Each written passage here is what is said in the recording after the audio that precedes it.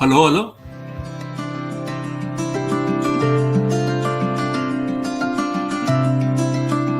हाँ, स्ट्रीम तो शुरू हो गया।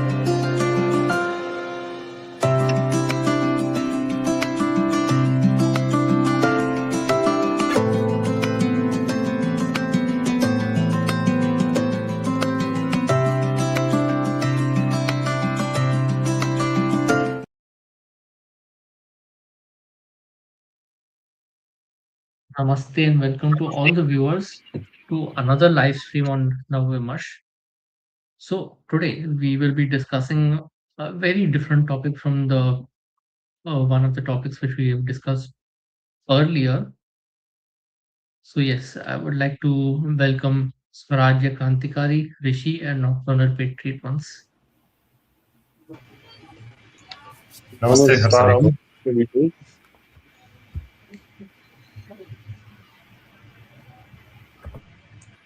नमस्ते Right. नमस्ते। Namaste. So without any delay, we shall begin with the presentation as well. So today's topic is something quite different from what we have discussed before. As you can see, we are going to look at one of history's most celebrated stories of modernization, that is particularly the Meiji Restoration in Japan. And we are going to ask a question that almost nobody asks at this time, that we have the standard narrative of the Meiji Restoration and the modernization of Japan in mind, right?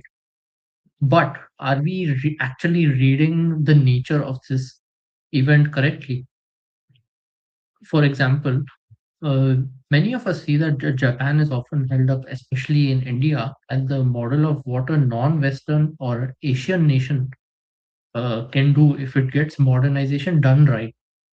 The kind of rapid transformation of the industrial economy it propped up, the kind of military power it became, also the preservation of its sovereignty while the rest of Asia was colonized during the 1900s. On the surface of it, it looks like quite a huge triumph in their history. And in a very specific sense and from a specific lens, it really was a triumph as well. But we would also like to explore a new angle to this whole event today. This success story, uh, uh, for whom was it a success story in particular, and judged by which values in particular? And if it was a success story, as in like many success stories elsewhere, what was the price for it? Not just economically of being an industrial economy or politically of being turning into a different kind of state, but this civilizational cost. What was exactly lost in the cultural domain and so on in this success? So today we will be examining this from what is called a traditionalist or a perennialist perspective. If that phrase is unfamiliar, don't worry. I shall be explaining that earlier in the later section. My argument is that once you look at the Meiji Restoration through this particular lens, the picture that emerges from it is dramatically different from what we actually think about it. So yes, let's begin. Any starting thoughts from the rest of you? Yeah, so I think it will be an interesting investigation today because, as you said, generally within our so let's take context of India. So even in political circles, especially the non-left, we see a lot of admiration towards Japan, and there is this phrase, or rather, we should say, a framing which is used to show how India should become. Like there is uh, this project as well of Kyotoization. Many of the political Twitter artists will know what I'm talking about. So this is the ideal picture which is being shown to every single non-left audience by its leaders all the time when they are trying to show as to how we should be approaching our modernity. So yeah, this will be something very interesting because it's a new lens which will be used today. Generally, we do not in this channel and even in previous discussions as well. We have not never used this lens at all. So it's very new for me as well. So let's see how it goes. I'm thinking it will be as amazing as Nenner has hinted to us. And also, before adopting any model, it's always wise to see how success, I mean, the true success measure of the model uh, is evident when we see how much, I mean, when we are able to measure its performance. And the actual performance measure of the model will be revealed when we see how much Japan lost, I mean, how much of its score did Japan lose while adopting this model. So, based on that, we can take a wise decision as to how much of Japan's model should we mimic for our journey. So, yeah, that way we can be intelligent about our decisions, I believe. Yes. So with that, we can begin with our presentation. So here we begin. Before we look at Japan at all, I want to do something methodological here. I want to pause and examine the framework through which we establish success stories overall, whether it's the Meiji Restoration or in our own Indian case, which we evaluate usually as a not a success story. So just I would like the audience to think about it, what it means to call something a success. Usually, it means that it achieves what it was trying to achieve, that it means that what was achieved was worth achieving. And both of these claims, they have these hidden assumptions. Those hidden assumptions are driven by particular values in all cases. So, now, going back to the case of Japan, the standard narrative of Meiji Restoration says that Japan modernized rapidly, became an industrial and military power, avoided colonization, then even joined the ranks of the civilized nations, quote unquote. To them, and to many of us as well, that reads as a plain success. But only, and this is my first point, only this is a success if you have already accepted a very specific set of values. The what are these values then? The values would be that the value of an industrial power over other forms of strength.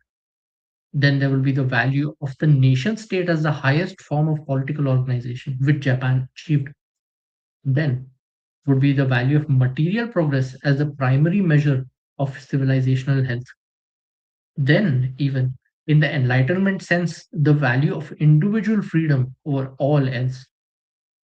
However, these values, when you introspect a bit and think about it, they are not truly universal.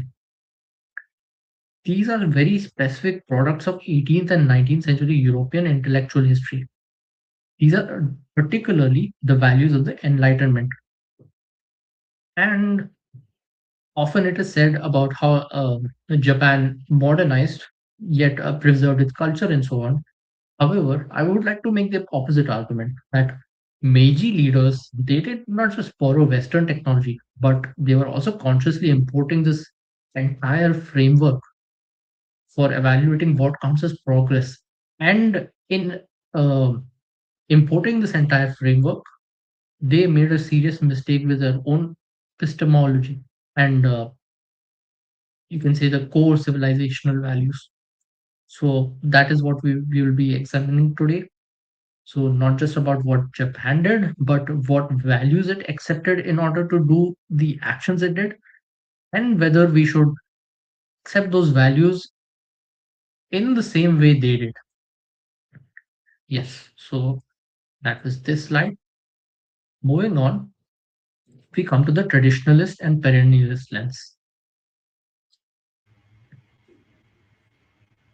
So I had this question: why this specific lens today are we choosing? There are many other, as you said, right? There are many other frameworks to choose as to how we should be analyzing this situation of modernization in Japan. So why this specific lens are we taking today?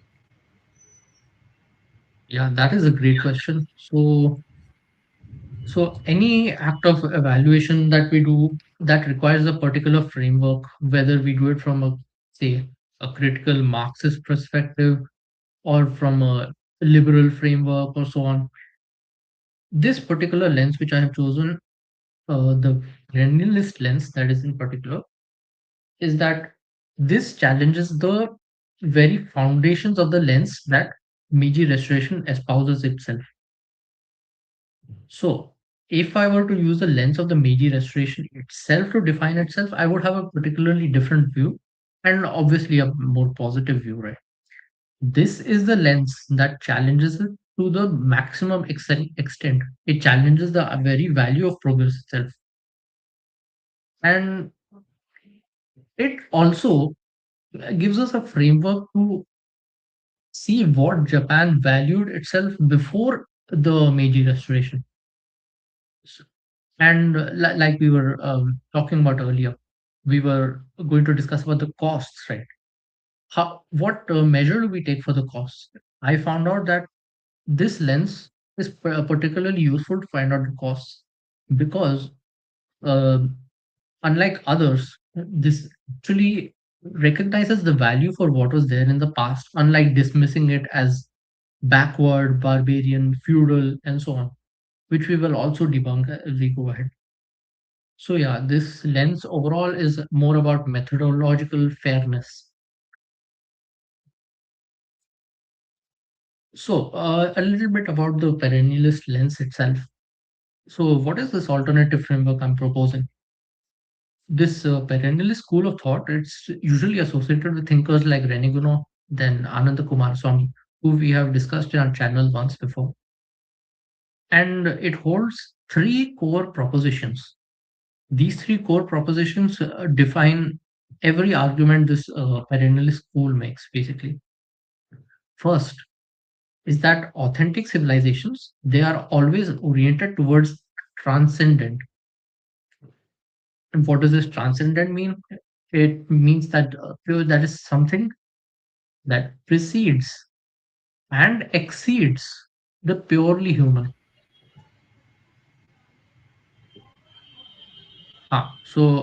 We can call it the sacred, the divine, in our Hinduism, the Brahman.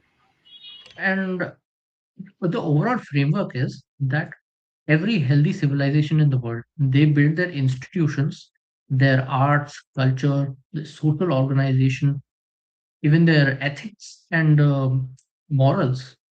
They build it oriented towards the reality of this transcendent. They cannot ignore this transcendent whenever they make such structures. That is the first point. Coming to the second point, the second proposition that perennialists make is that what we call modernity, it is actually a progressive descent from the sacred center and not a, an ascent towards progress. This is also the reason why I particularly chose this framework for to analyze the standard narrative. And this is a deliberately provocative claim, and I will build the argument for it over the course of the presentation rather than asserting it just here. Third, third argument comes up as the measure of civilization's health. Usually, people, when they talk about in a day-to-day discourse, we think about the civilization's health as, you can say, uh, maintaining peace, or you can say a healthy economy in terms of GDP, or you can say technological advancement. But is that really, you can say, a permanent goal towards working towards? The perennialist argument is that the actual measure of civilization's health is the vitality of its living connection to the transcendent. Whether the institutions that the civilization has, whether they actually still carry the genuine metaphysical meaning that they run with, and whether the people still have access to the inner life that the tradition makes possible. Not that the not that we have to fully accept this framework to find my argument about Japan compelling, but this gives a very good insight towards what we are going to study.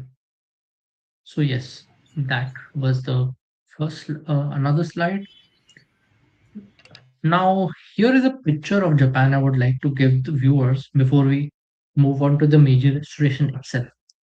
So what was Japan actually like before 1868? 1868 was when the Meiji Restoration actually happened. So the picture, which is obviously we should not idealize it as a perfect society or anything, but just giving a broader picture. This Tokugawa period, as it was called, gave Japan approximately 250 years of unbroken domestic peace. So, from the year 1615 until the Boshin War of 1868, that is the very year of Meiji Restoration, there was no major war in Japan at all. And that just imagine it that for a society of that scale and complexity, which was actually an urban society, a fairly developed society in its own way, this is almost without a parallel in world history. So yeah, that is a particular achievement of pre-Meiji Restoration Japan that we have to note. After this, this we talk about the spiritual life of this society before the Meiji Restoration. It was largely characterized by what the scholars call Shinbutsu Shugo, the which was a policy which stated the organic coexistence and the mutual enrichment of Buddhism and Shintoism. Usually, what happened was that Shintoism fell back on Buddhism to, you can say, relate to and understand its gods and rituals in a more deeper manner.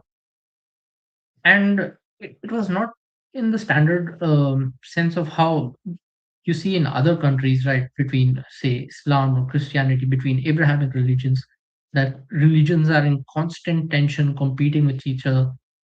No, that was not the case. In this system, Buddhism was basically complementary to Shintoism. It was actually expanding on it.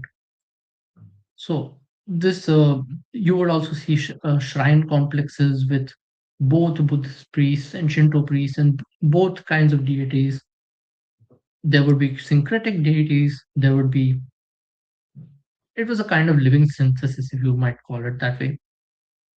Alongside this spiritual aspect, there was of course the ethical and philosophical tradition, and everyone knows about it. The moral code of the samurai, for example, Bushido, which is very famous and quite well acclaimed as well,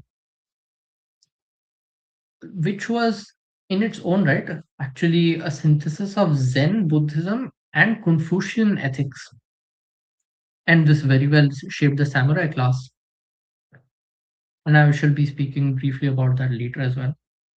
This period is also remarkably known for its flourishment of the artistic culture. The say, for example, the kabuki and the no arts, which are quite well known as drama in the West Indian.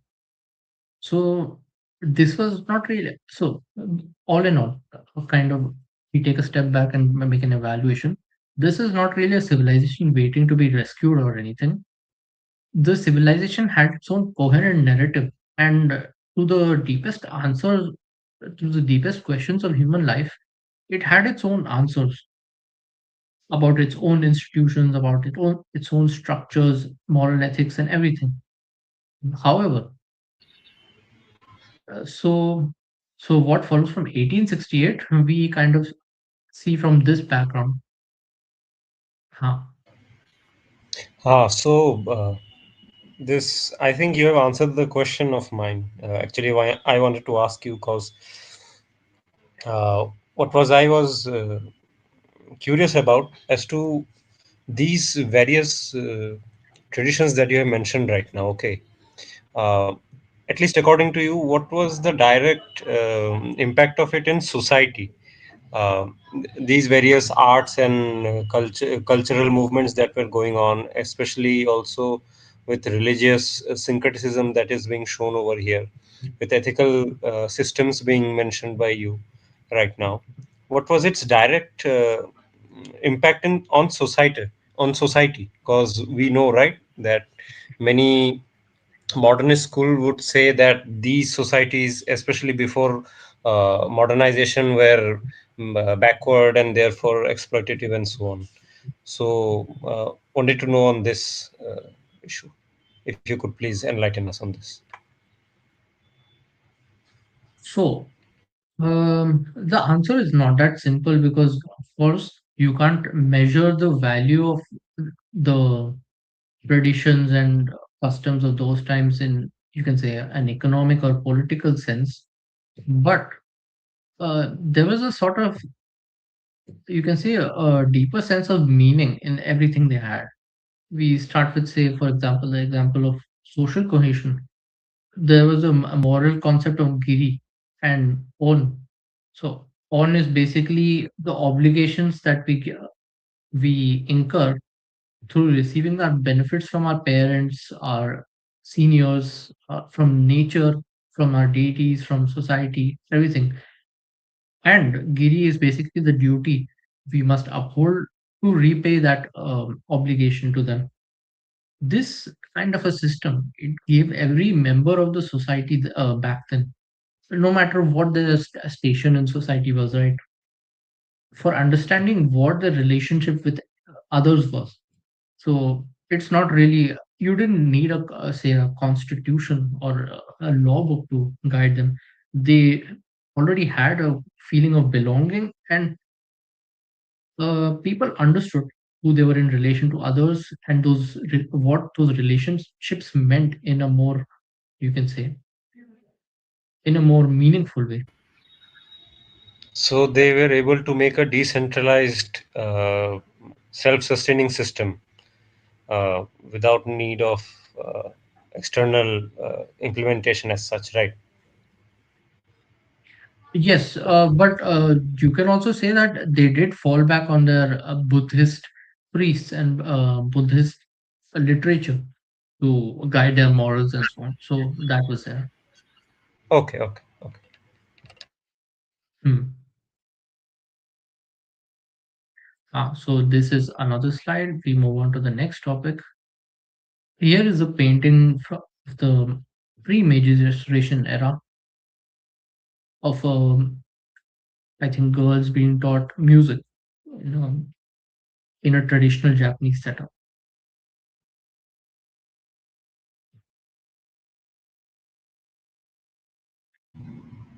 Right. So the next topic would be before. We also need to dismantle the word before we get to 1868 to understand what was there before the Meiji Restoration. So the period from 1603 to 1868, which is called Tokugawa Japan, it is routinely described in various ways. For example, the common description of it is as a rigid class hierarchy or as a feudal society. However, this word feudal in particular, it carries a lot of hidden weight. It implies a lot of things that we automatically kind of think. Even in our Indian context, this comes to mind that feudal means backward, feudal means irrational, feudal means oppressive, and feudal is the stage that comes before modernity. So you look at it carefully and you realize that we have actually already judged the society before uh, we have even described it by labeling it feudal. But the problem here is that feudalism itself is a very European historical concept, and it was actually coined to describe a very specific set of arrangements in medieval Europe. That is the relationship between lords, the knights, the serfs, and the fragmentation of political authority that was there across Europe. That the king would have less authority than the local lord, and so on, right? However, in Japan, this was not the case. In Japan, during this entire Tokugawa period, there was increasing centralization, and the emperor actually held more and more power towards the end of it. So, the fundamental assumptions of feudalism failed in this case. We have the quote from Japanese historian John Whitney Hall, who wrote in 1962 that the acceptability of applying this concept to Japan is still a matter of controversy among professional historians, notably those who study medieval Europe. And yet, we still casually do it without thinking what we are doing when we import the word. So, what does the word feudal actually mean when applied to Japan? Usually, it tends to mean, as we have discussed, about a rigid social hierarchy, political authority that was decentralized across domains, and a warrior class that had social dominance. However, these features don't map into European feudalism at all. Like I mentioned, there was actually the opposite case that in Tokugawa Japan, there was increasing political centralization across the 250 years of peace. So, yes, the evidence points to the contrary in this case. So, we have to keep in mind that we cannot condemn the Japanese pre Meiji Restoration era as a feudal era waiting to progress to an era of modernity as well.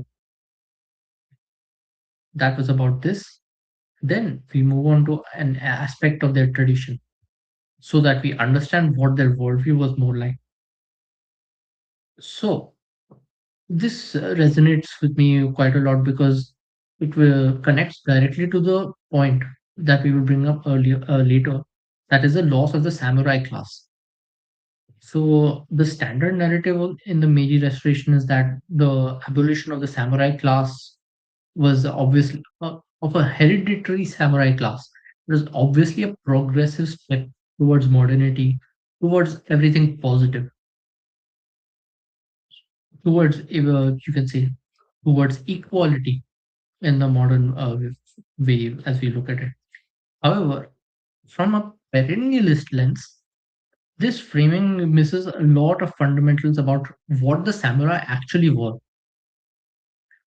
So, we talk about Bunbo Ryodo here. This is the which roughly translates as the twofold way of pen and sword. This was not just a metaphor or anything. It actually described a genuinely integrated discipline of self-cultivation, which was, of course, derived from Confucian ethics in particular, and also from Zen Buddhism. During the reign of During the time of Tokugawa Japan, there were around 200 domain schools across Japan that actually taught a curriculum to samurai that combined the Confucian ethics and moral philosophy, classical literature, poetry, calligraphy, Zen Buddhist meditation, martial arts, and everything. And you might think, what are samurai doing learning all this? So Indeed. that's when the framing that earlier that they were a warrior aristocracy that misses the whole point. They were not just that; they were actually kind of institutional vessel to carry an entire philosophical and even spiritual tradition, and that they carried from generation to generation by virtue of being hereditary. So among the ethical traditions of that time was which is celebrated even now is Bushido, which is of course not implemented in practice anymore, but still celebrated. One of the greatest theorists of Bushido, Yamaga Soko, he actually describes the samurai's function as being the exemplary human being for the rest of society. So the earlier depiction that we try to portray, that with the abolition of samurai, there would be a progressive move towards equality and so on. This would challenge that narrative itself, because society kind of loses the, you can say, the exemplary human being it was supposed to look up to.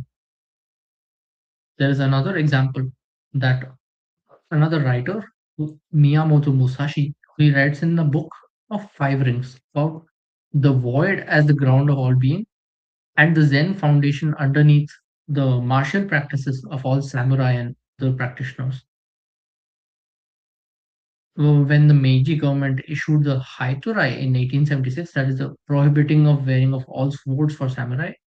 So that was not just, you can say, not just a mere change in who could carry a weapon and who could not.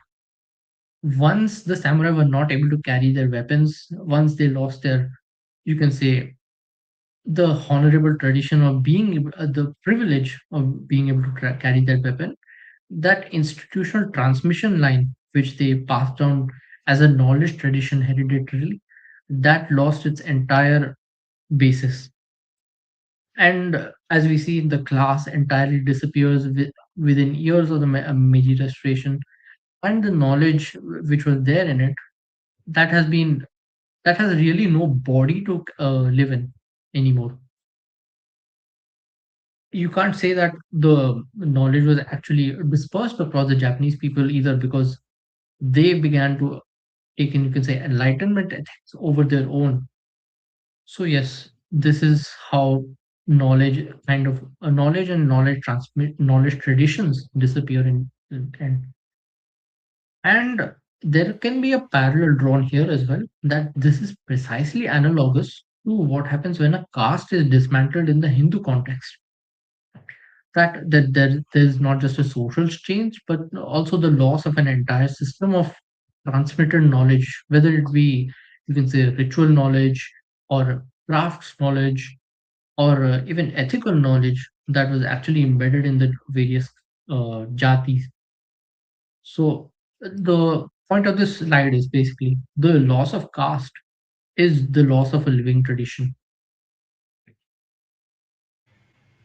By the way, just wanted to ask you this. So, over here you have titled it as the twofold way of pen and sword. So, for us in modern times, we would say, how is this possible? Even like the pen and the sword are two very divergent stream of application.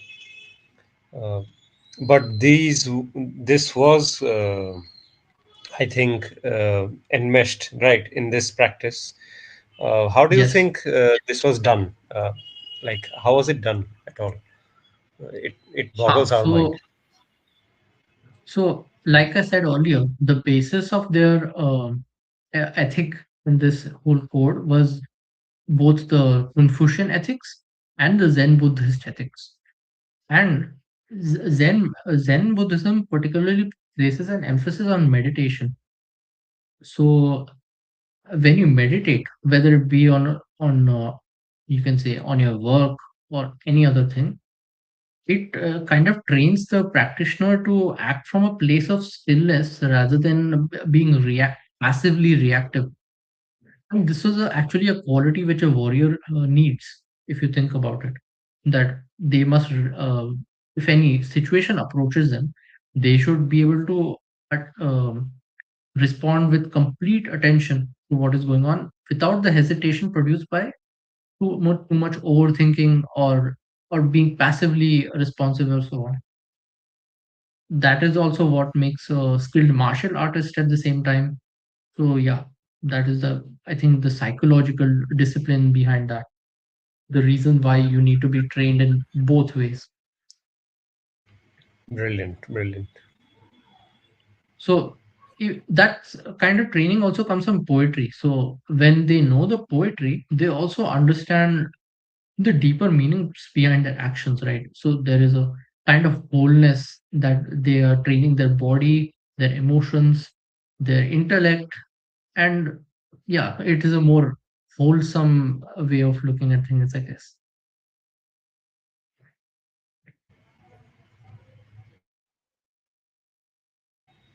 Yeah. So that was a twofold way of the pen and sword. We shall now move to the actual events of the Meiji Restoration. I won't be describing the Meiji Restoration entirely. However, I will briefly go through the various things that happened. So, in December, after the Matthew Perry expedition and the opening up of Japan and so on, the issuing of the initial edicts and so on, in December 1871, the Meiji government dispatched an extraordinary diplomatic mission to the West. This was called the Iwakura mission, which was led by an ambassador named Iwakura himself. And this delegation, it went around the world, especially, particularly you can say around Europe and US, and spent 631 days noting down various aspects of Western institutions, their Western lives, and so on. So the outcomes were very specific and deliberate. For example, from Russia and Germany, they take particular inspiration from their constitution and the structure of the modern military. From Britain, they really admire the naval model from there. From France, they copy, you can say, kind of adopt the legal system structure of compulsory public education. They, at the time of making these choices, they were not incidental. They were actually genuine choices they made after looking at various different countries. Alongside this institutional borrowing came a flood of European intellectual frameworks. For example, we have the case of Herbert Spencer, who is an evolutionary social philosopher whose works are quite translated into various translations. I think 20, 30 different translations of his works were floating around Japan in those days. Another thinker was John Stuart Mill. Then there was Auguste Comte, whose positivism was quite famous in Japan at the time. And we have, of course, then this is what I meant earlier when I said that Meiji leaders imported an entire civilizational, you can say, uh, framework and not just the technology itself. They were really changing the way they saw the world itself, and that really matters. By the way, why these four philosophers though? Like there were many. Why these four? What would you say to that? Okay, so the particular reason why you can say, let's take Spencer for example. Spencer, he came from a position of that he could give a scientific framework to everything, which was also grounded in, you can say, the Darwinism of those days. He actually also had this theory that society itself is an organism that progresses through stages and so on. And that was very useful to the language of the Meiji intellectuals that those days, that they're progressing from barbarism towards civilization and so on, right? Then then came John Stuart Mill. He was also used for this similar purposes. You see his usual liberalism, right? The concepts of Hmm. freedom of speech, constitutional government, then individual rights. The vocabulary and the frameworks for this were largely taken from Mill.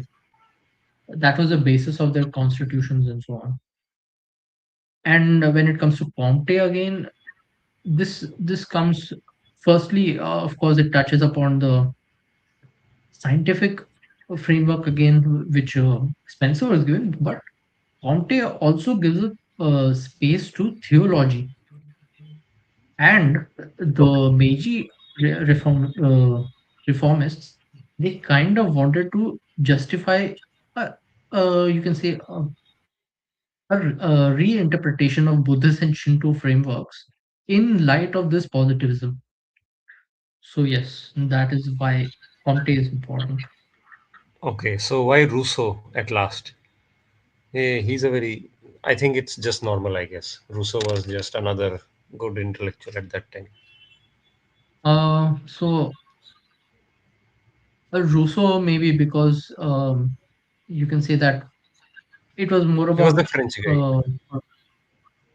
uh, he was French, but the particular reason why I think he was adopted was because of the social contract theory that legitimacy of government govern the government, it comes from the masses, and basically the you can say that there's that concept of the consent of the governed, and that there is no divine order above them, that everything is purely about the humans itself, right? So I that comes think from Rousseau. I think also you can maybe speak on that more, but Rousseau gave arguments in favor of state, right? State reforms and state itself. Yes, and in general, Rousseau was a kind of the most secular guy they could pick, because Okay, okay. they were when they were rejecting conservative thinkers of Europe, they were rejecting Christianity essentially. Uh-huh. Rousseau was not that sympathetic to Christianity. By the way, who's this last guy you have down in the footnote? Fukuzawa Yukichi. Ah, right, right. He is probably the single most important intellectual figure of Meiji period, and if you want to understand the Meiji project itself and how its outlook towards modernization was, probably his words itself are the most important. Like you see here, his quote is there. Uh, Once the wind of Western civilization blows to the east, every blade of grass and every tree will follow what the Western wind brings. He was completely, you can say, dazzled by the West.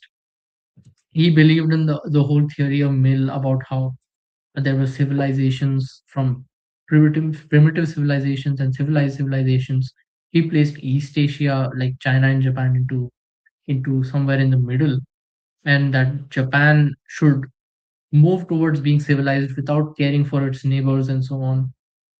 So yeah, his framework was purely enlightenment era, but he was very popular in Japan. He was part of the diplomatic missions as well.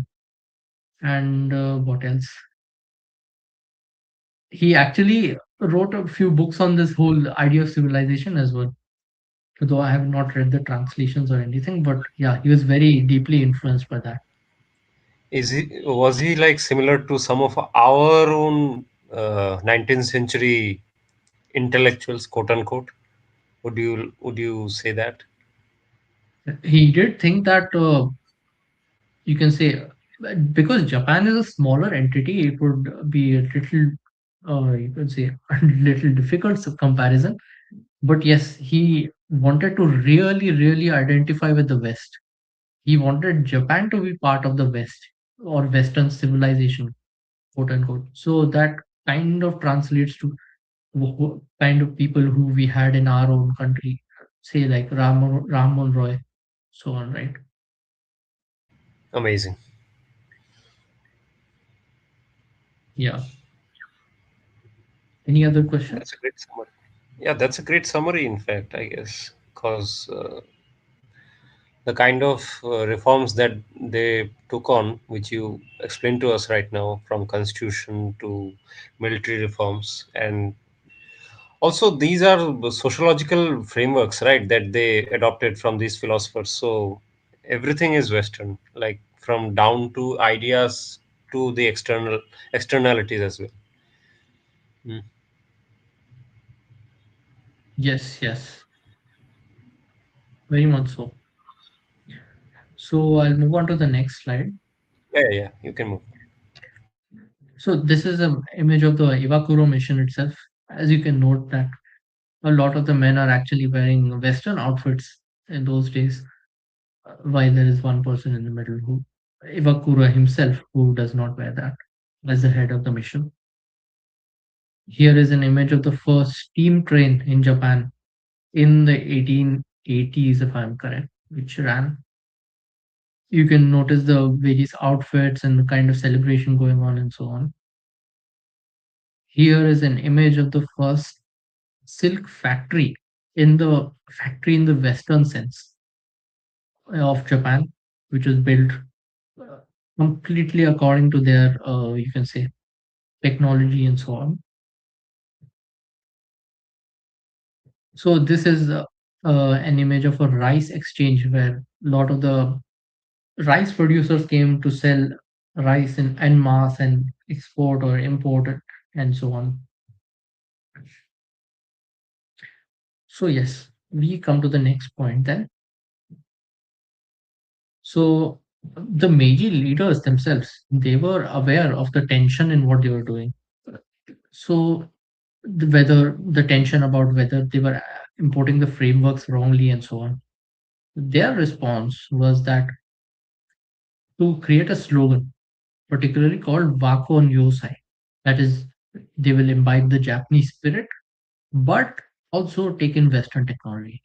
So the idea was basically that we will take the tools of European modernity while we'll be keeping our inner spiritual identity intact. That the whole idea was about being strategic about what they borrow. On the face of it, it is quite a tempting idea, and it was not really stupid. It was actually thought out, and it requires a genuine recognition that something was there to be preserved at all.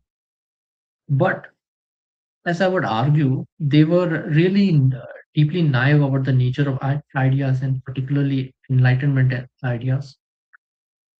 So here is a problem. So civilizational framework, if you think about it, is not really a collection of separable modules. The Western civilizational framework, it falls back on the nation state model, the industrial economy, especially in the 19th century, the conscript army, the secular legal system, which was new but very widely popular in the West. Then the compulsory Western style education, which was imposed by Meiji around 1880s, if I'm correct. So each of these, they carry a kind of embedded metaphysical assumptions about what a human being's purpose in life is, what a society is for, and what constitutes legitimate authority. The Enlightenment package that they imported, that is rationalism, materialism, disenchantment of the world, progress as a value in itself, that does not stay in its designated lane. Everything, basically, my argument is that everything that this Enlightenment package touches, it basically colonizes that. For example, as we spoke of the nation state model, that assumes that the highest form of political loyalty it is to the nation as a collective, which is in, as Rene Guénon would say, who I will introduce later, purely horizontal, a purely material and worldly object of devotion. The compulsory education system, on the other hand, it also assumes that the purpose of education is to produce functional citizens for an industrial economy, which is training and not education in the traditional sense, which was far more wholesome, as we saw in the case of, um, you can say, the case of Bunburyo, the twofold way of the penance code, which was far more comprehensive and not just training in, you can say, a skill. So yeah, and when we come to the legal system, which is secular, it is based on the social contract idea of Rousseau, and it assumes the authority derives from human will, from the human mass, and not from cosmic or divine order or anything. So when we put all of these together individually, they form a kind of metaphysical claim themselves that taken together, they form a comprehensive alternative to the traditional view. The Meiji leaders were obviously naive that they thought they could be selective. And the evidence of the next 80 years suggests that they could not really be selective. So, just I have a quote for the audience here from Neil Postman. Embedded in every tool is an ideological bias, a predisposition to construct the world as one thing rather than another, to value one thing over another, to amplify one sense or skill or attitude more loudly than another.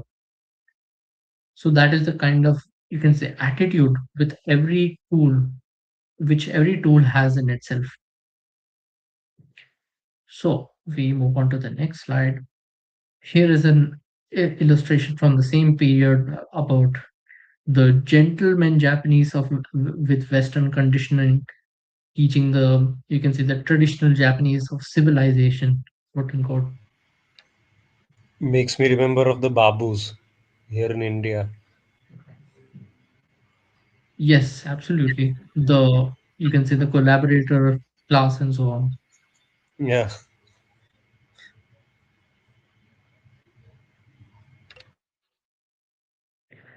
So, so among now we move on to the consequences of what happened in the early Meiji period, especially.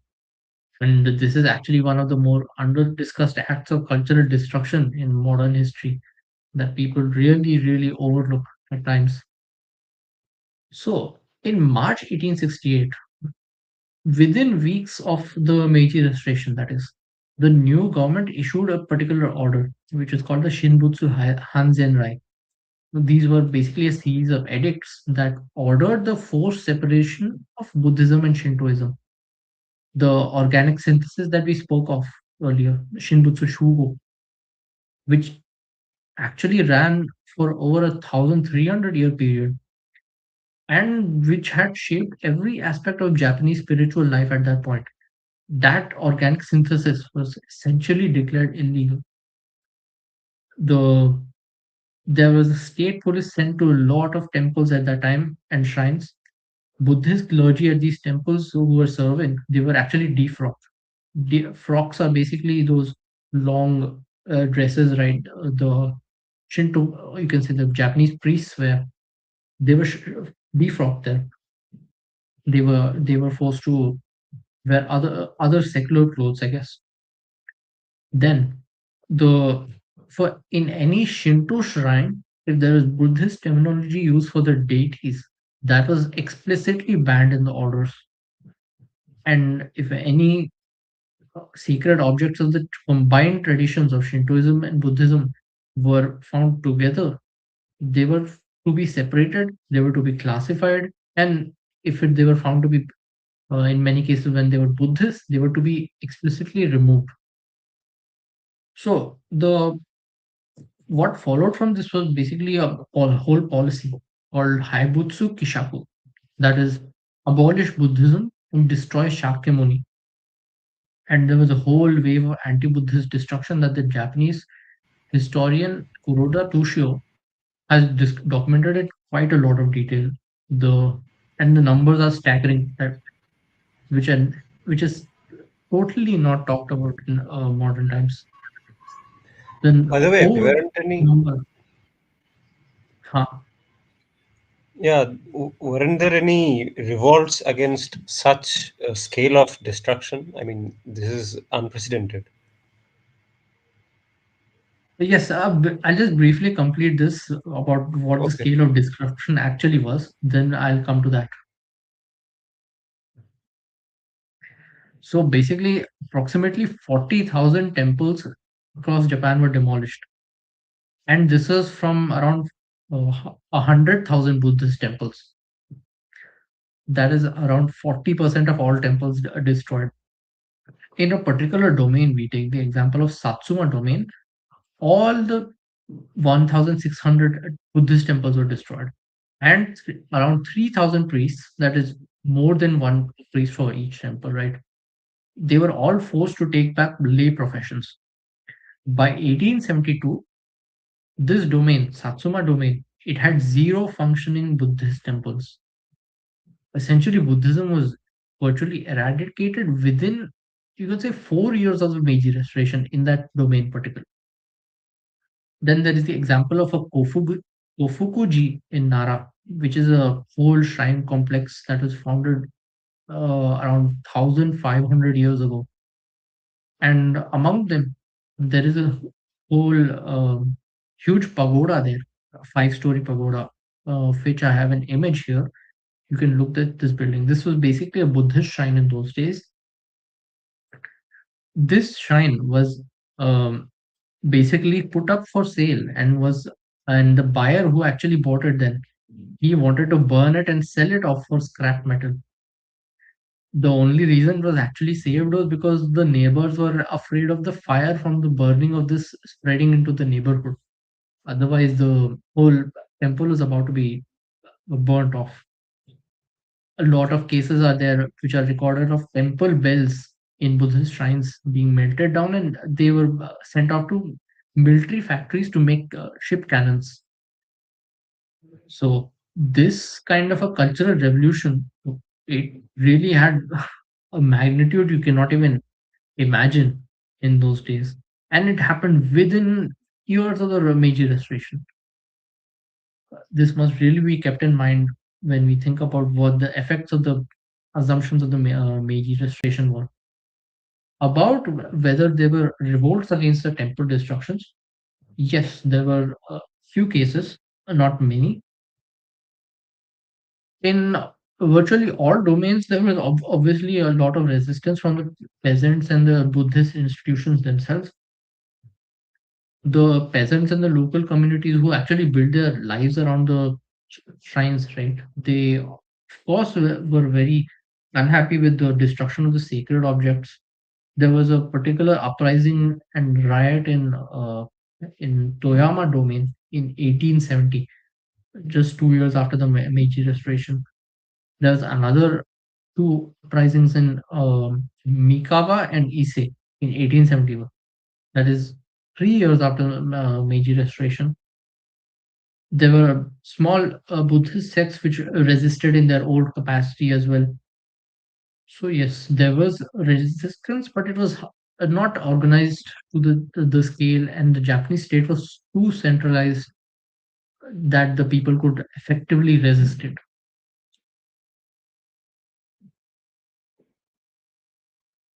So yes, that was about Shinbutsu Bunri, that is the forced separation of Buddhism and Shinto.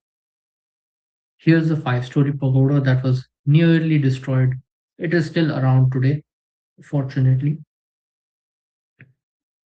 So now we talk about something more interesting about state Shinto as being an invented tradition. So, if in those years of the Meiji Restoration, the authentic living synthesis of Buddhism and Shintoism was destroyed, what actually remained after that? Were we, because today as well we see a lot of temples, shrines. What are we truly seeing with there actually? So after all this destruction, after all this this whole period of, you can say, reformation in a sense as well, the Meiji state, it had elevated Shinto, stripped of its Buddhist dimensions, to the status of a national tradition and eventually a state ideology itself. So there is a scholarly consensus that because of this, what the Meiji state called a restoration of ancient Shinto, it was in fact a modern construction in their sensibilities, in their enlightenment era sensibilities, essentially. So it can even be argued that before modern times, Shinto did not even exist as an independent religion because on a lot of ritualisms, a lot of, you can say, frameworks to understand itself, it relied deeply on Buddhism. This is argued by a scholar named Kuroda Toshio. There is another scholar named Jason Josephson, who in the book The Invention of Religion in Japan, he reveals that the very concept of religion itself, it had to be invented after the Meiji Restoration. The, the particular instance this comes to light is that when American warships arrived in 1853, that is the Matthew Perry expedition, right? They had a particular demand from the Japanese of instituting freedom of religion. But on the when the Japanese encountered this demand, they did not even understand what was being asked of them. They did not actually have an understanding of what a religion was. So when they they made up the category of religions itself, Shinto was excluded from religion initially by Meiji officials themselves. because they did not think it was a religion. They did not think of it as in a religion in the Western sense, at least. Instead, what they thought of Shintoism was as a national custom or a national civic obligation. You can say a civic religion in a sense, so that the practice of the Shinto, it is above the freedom of religion concept itself, and it was being made able to be made compulsory for all the people. So this was kind of a really this was a great intellectual, you can say, uh, monkey balancing done Gymnastics. by them, Uh, intellectual gymnastics done by them to impose Shinto as above religions in a sense. by the way, just wanted to ask you. So when you talked about the syncretism between Buddhist and Shinto, before this policy which was taken, what was the specific tradition within that syncretism? What would you denote that tradition towards? Like later on, what it came out as invented tradition, as you will argue, right? Right. As you have argued. Hmm. So, so to argue what the tradition was, we must fall back to a framework to define tradition, right? In this case, I will obviously fall back to perennialism because Okay. perennialists define tradition as a very specific thing. They define tradition as a living transmission of metaphysical knowledge from a transcendent source, that is, a source above the human, passed down from an unbroken chain of transmission. That is, either through, you can say, from a teacher to a student, they Hmm. have a teacher student lineage and so on, or from a father son lineage, so that is a hereditary lineage, or through, you can say, institutions in another manner, or you can say Ah, even textual people studies texts from one to another and they become part of that lineage in a sense. So this is what perennialism calls genuine contact with traditions in our life. And this is what makes a tradition living, quote unquote, according to perennialism. okay. It is, since they are not basically imitating what they think tradition is, they are actually Hmm. being taught and are conditioned by the living tradition. This kind of transmission is called genuine. So, what was tradition in Japan at this time in Tokugawa, Japan, right? That was your question. Yes. Yes. Yes. So that particular tradition was that, for example, we take the case of Shinto. Shinto had this deeply rooted sense of the sacredness of places. That is the living presence of divine and divinity in nature, the specific kami that uh, inhabited the mountains, the rivers, the communities in general, and there was the kind of Buddhist metaphysical and contemplative inheritance that was there, the path of Okay. meditation, analysis of mind.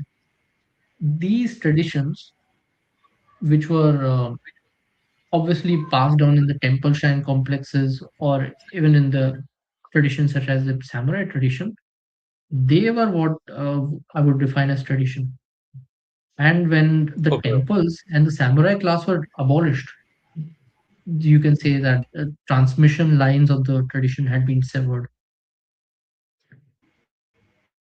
Hmm. So, will this? Okay, so I'm gonna posit something.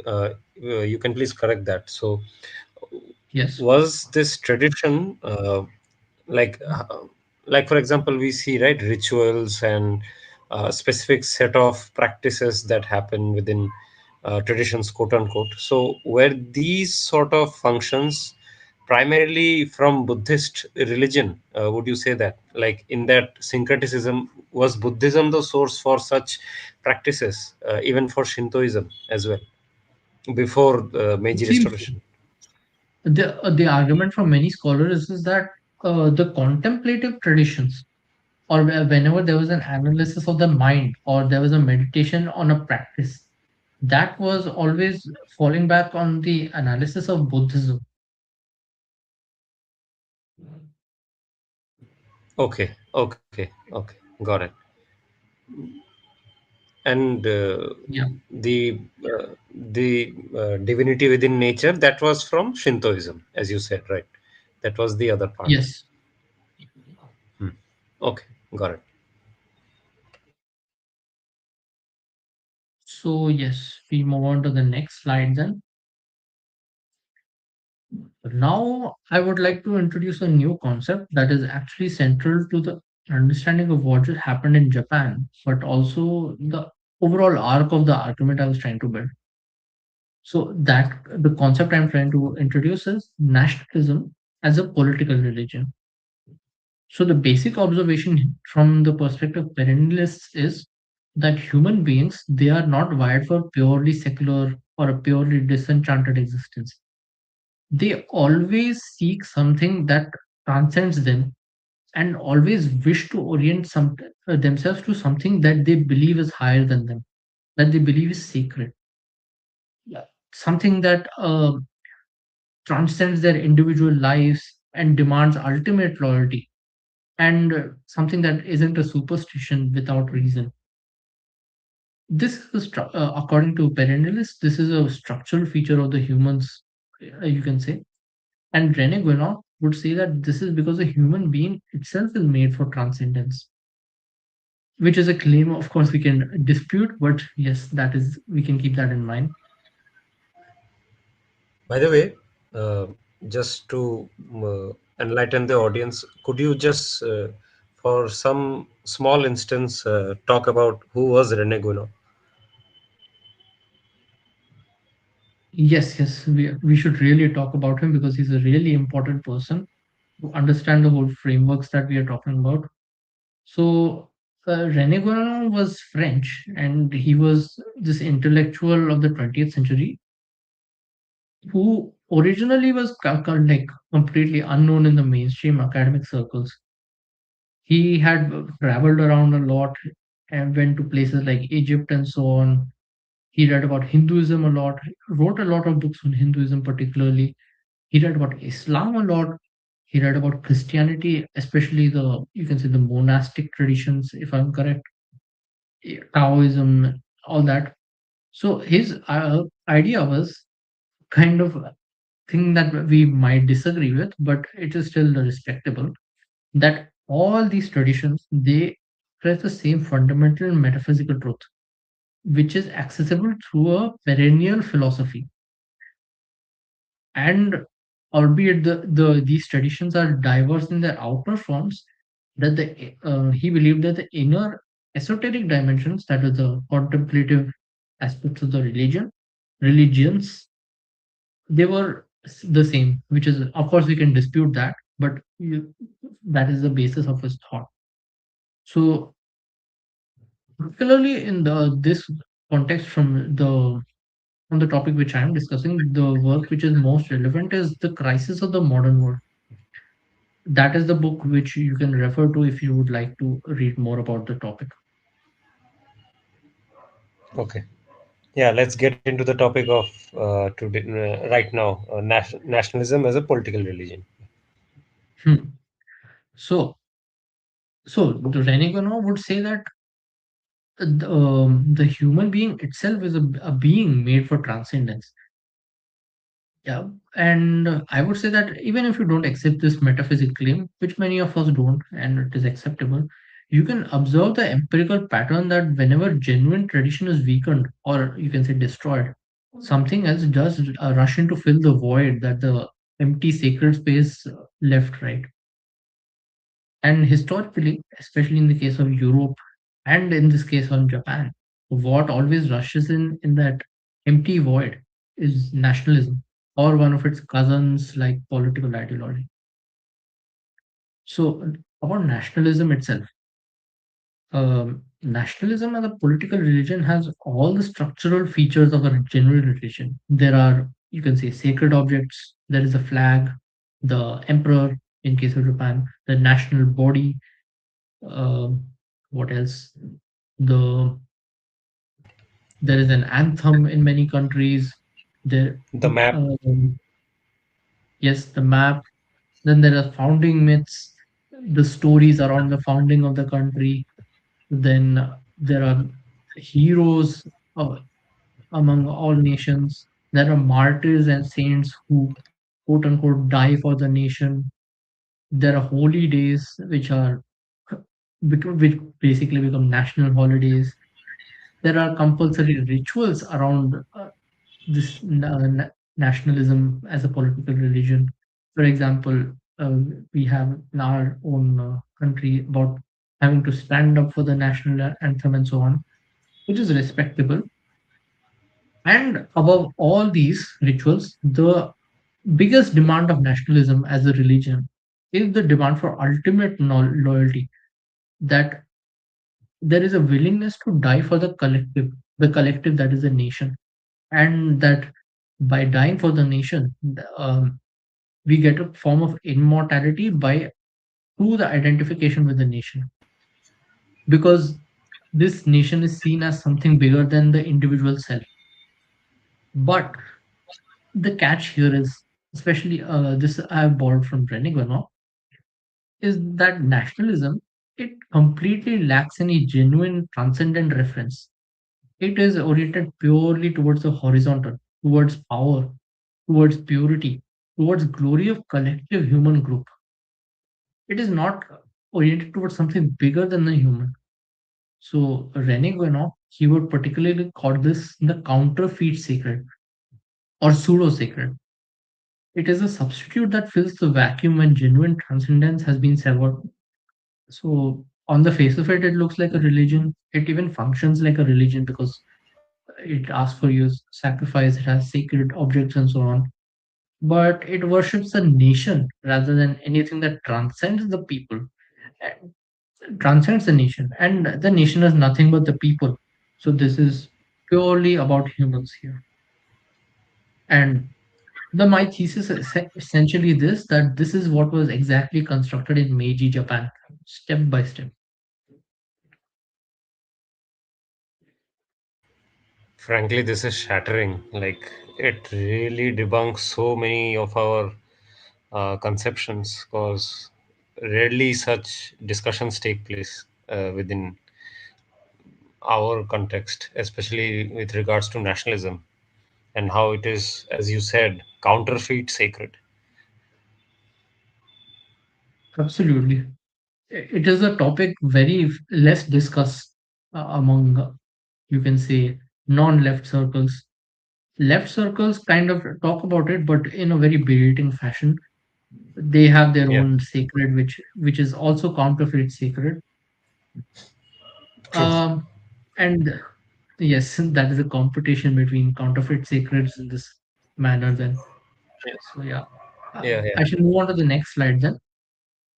So, about what happened next in Japan. The We talk about the Kokutai. So the institutional vehicle for this political religion that was instituted in Japan in the form of nationalism, it was the concept of Kokutai, that is the national body. So originally this concept actually started with particular 1825 text called Shinron, far before the Meiji Restoration, by a person named Aizawa Seishi Sai. So Aizawa had also observed with also a lot of clarity actually that Western powers were using Christianity to bind their subjects to the state and facilitate conquest and colonization very effectively. His idea was basically that Japan needed its own equivalent um to make sure that their people do not lose the bond between the state and the you can say the people, and that the sacred bond between the people, emperor, and land, that would give the nation the cohesion it needed to resist foreign pressure. So his idea was purely strategic and also innovative in a sense, but as you know, it can backfire as well. So in the Meiji period, this strategic concept, it was institutionalized. As you can see in the presentation, in 1890, the Imperial Rescript on Education was issued. So it was a short document demanding absolute loyalty to the emperor.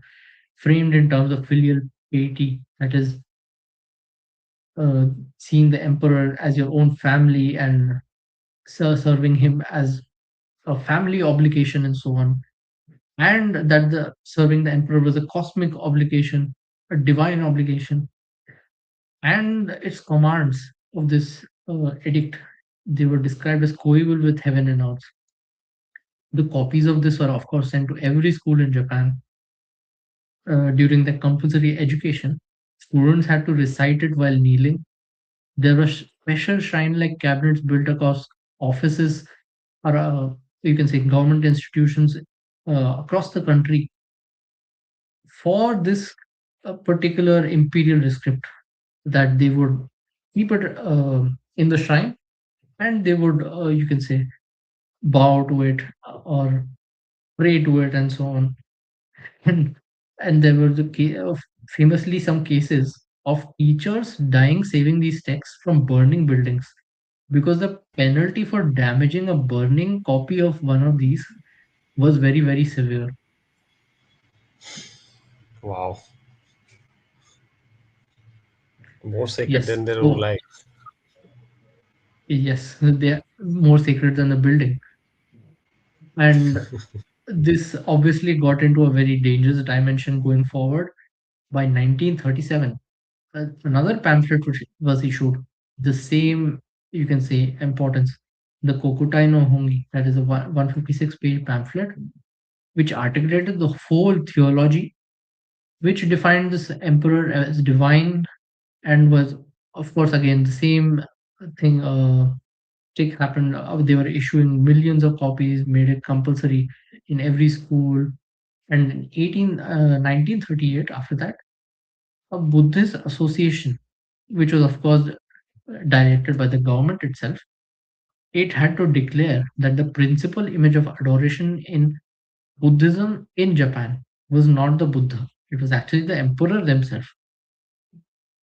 So that you can kind of contemplate what the outcome of this was, that Buddhism, which was a 2,500-year-old tradition at that point, all that had been condensed into a vehicle just for the worship of the Japanese emperor. So So, this is what we mean by pseudo sacred.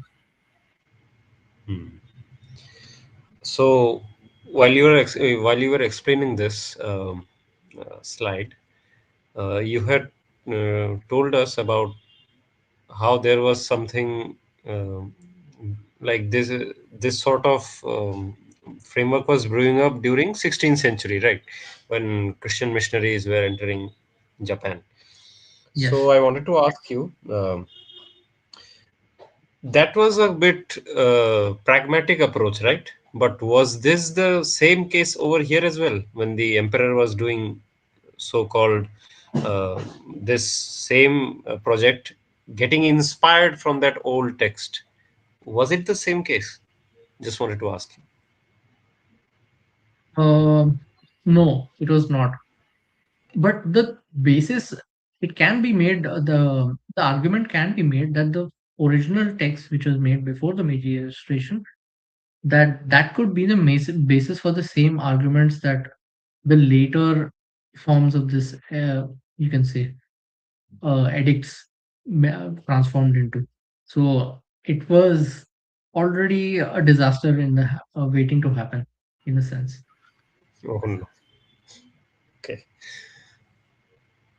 So overall, you can say that they were right that Japan needs to avoid colonization and they need to bind the people to the state. But doing this while importing the Enlightenment framework, that really failed. You can argue that. True, true, true.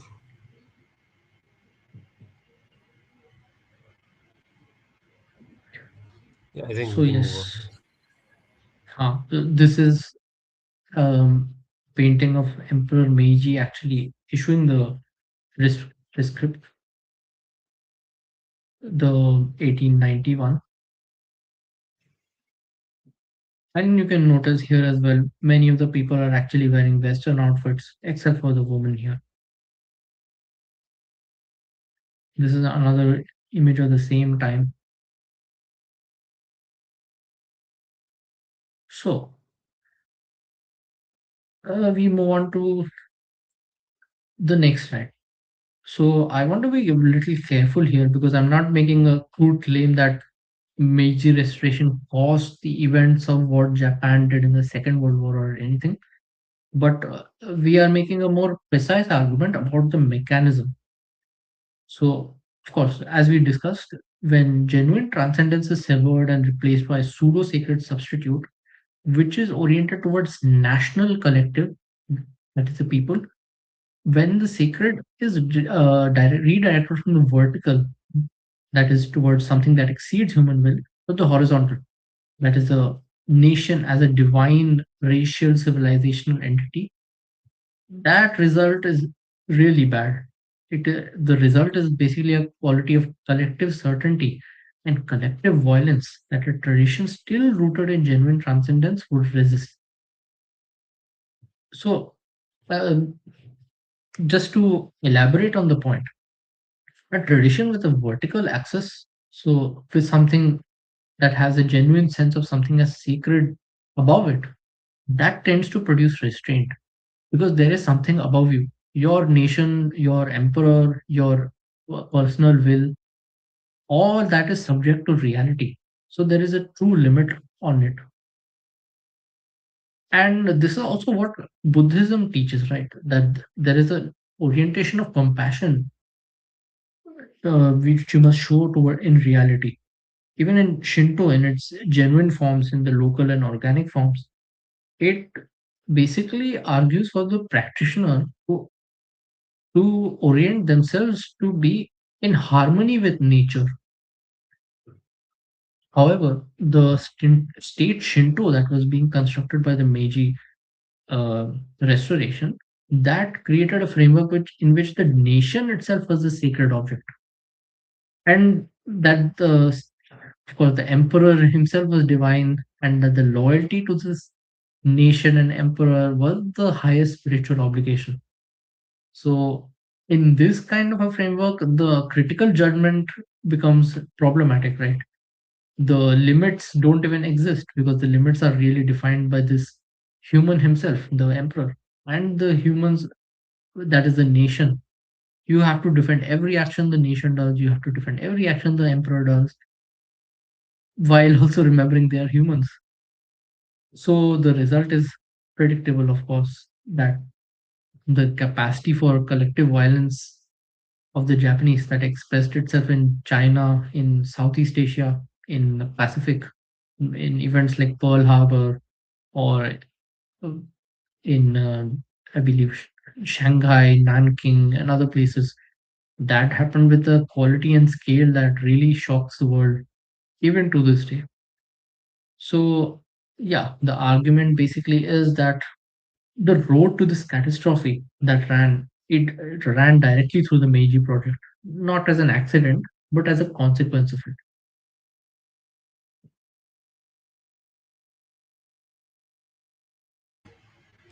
Indeed, indeed. Uh, was this also the case that right, those philosophers, those philosophers from whom they were taking inspiration, was some sort of social Darwinism imbibed within that whole process of Meiji Restoration into the state as it was existing then within Japan? Yes, yes. As I talked earlier, there was a particular intellectual called Fukuzawa Yukiji, right? And he had the whole framework of civilizations, which he of course borrowed from John Stuart Mill and others. This civilizationism itself is a product of Darwinism, which and the civilizationism they talk of course, divides people into barbarians and civilizations. So when the Japanese actually imposed themselves on you can say the Chinese or the Koreans and others, they really did not. They thought that they were there to civilize them in a sense. It is a lot in a way. It is kind of a repeat of European colonization. Wow.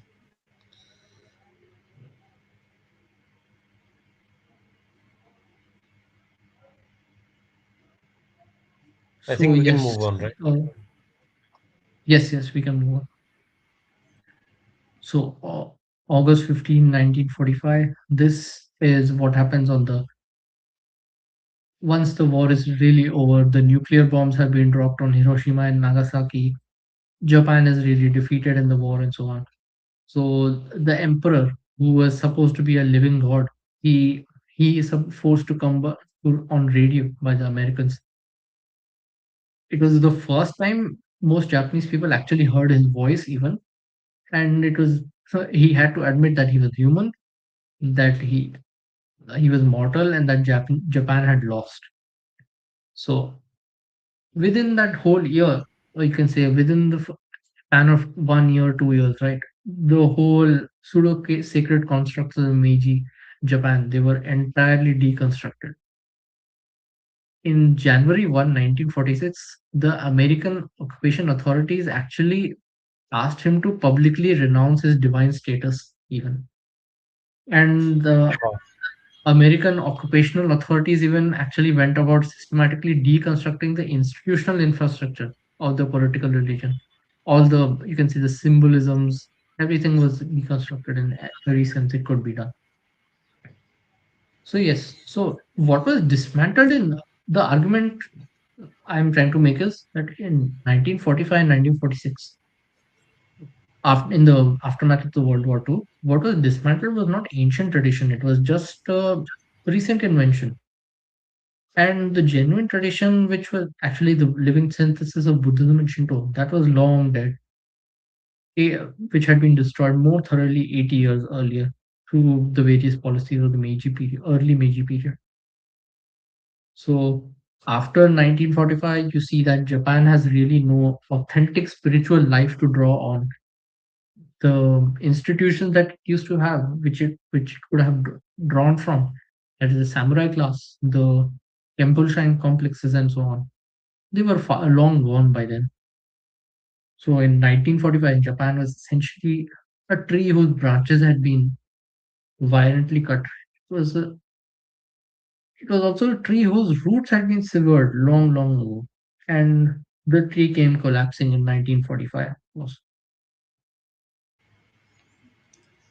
Just a small question. So many years of believing in such pseudo sacred traditions or invented traditions that they had made.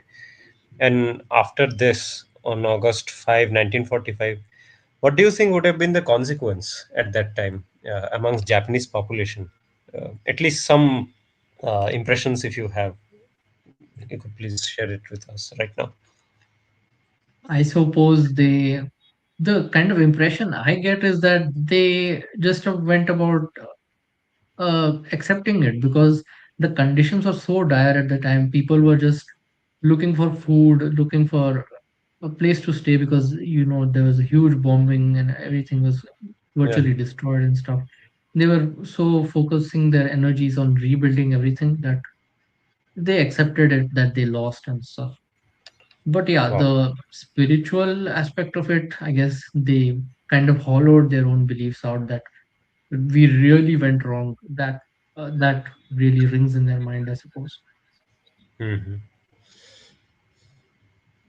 I guess also This there was happened in the nothing case to of go back. Japan, in Germany as well, right? Okay, okay. Yeah, yeah, sure.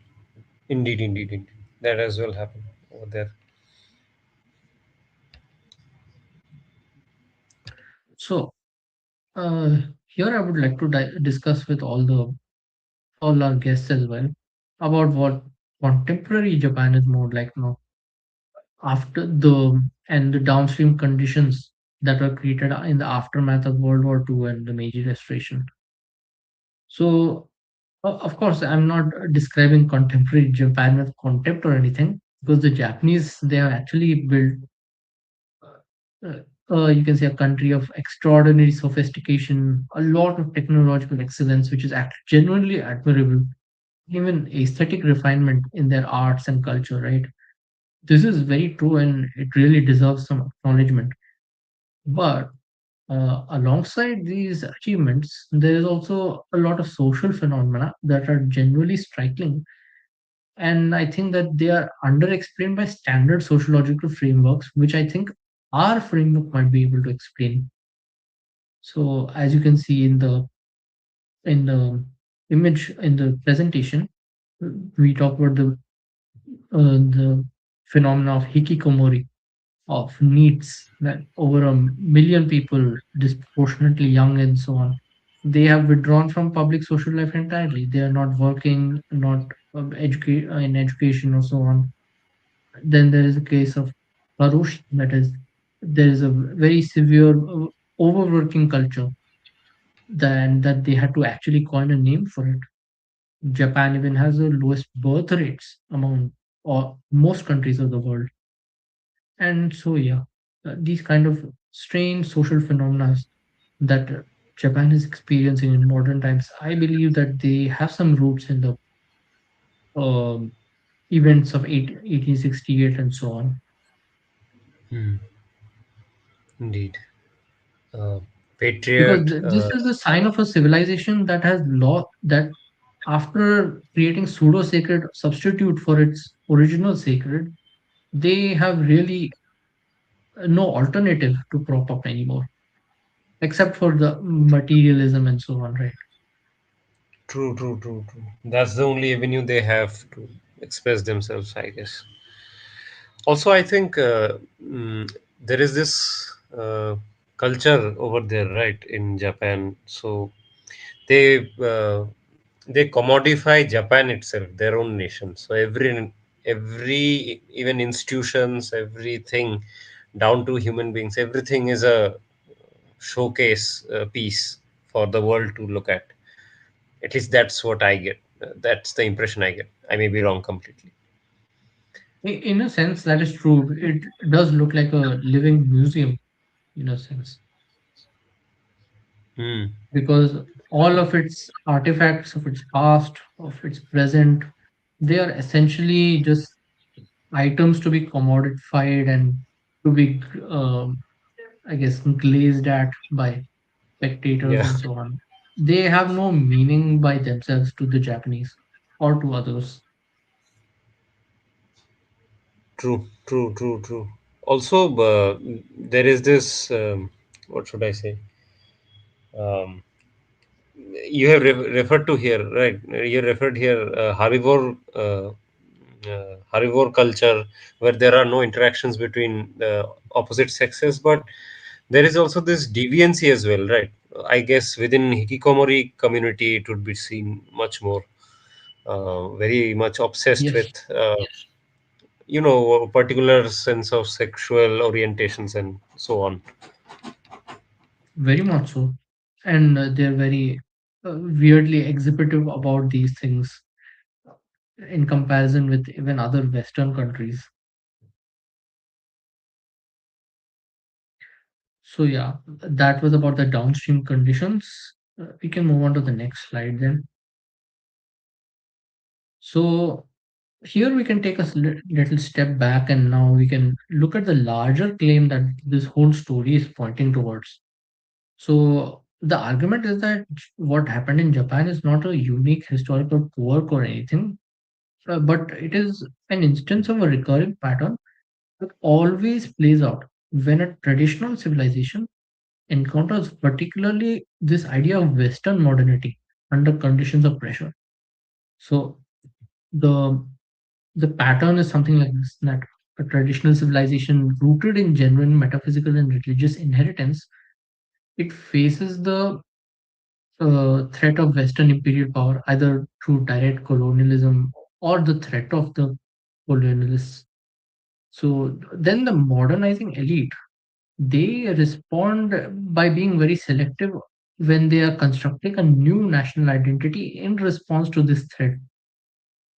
This identity, it borrows from traditional inheritance, but it reshapes it for their modern purposes in a way. So the tradition itself becomes very compressed. That what was a wholesome view of life, it becomes a vehicle for nationalist mobilization in a sense. So the outer forms are preserved or amplified even, while the inner metaphysical life is virtually hollowed out. This is what is seen in the case of the Meiji Restoration. So yes, Hmm. that is the whole case here.